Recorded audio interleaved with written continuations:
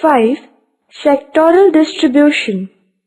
On the basis of ownership and management, sectors are classified as private sector, public sector, and joint sector. On the basis of the nature of activities, various productive activities are mainly classified into 3 sectors. A.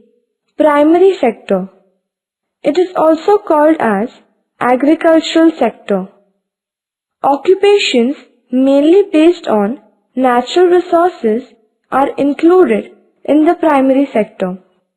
For example, agriculture, activities like animal husbandry, poultry farming, fisheries, forestry, mining, etc.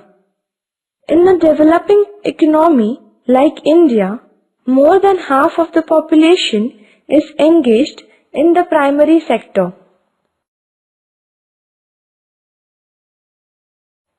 B. Secondary sector. It is also called as the industrial sector. It includes occupations related to manufacturing, construction work, electricity, natural gas, water supply, etc. 3. Tertiary sector. It is also known as the service sector.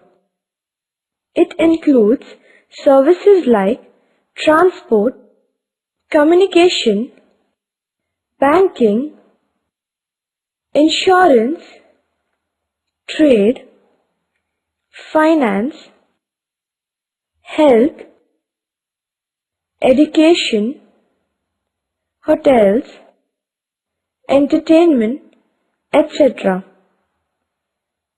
Sectorial distribution of GDP in India 2011.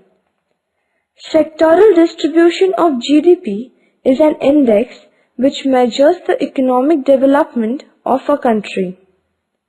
In India, the contribution of secondary and tertiary sector in GDP is rising. It indicates an increase in India's economic development.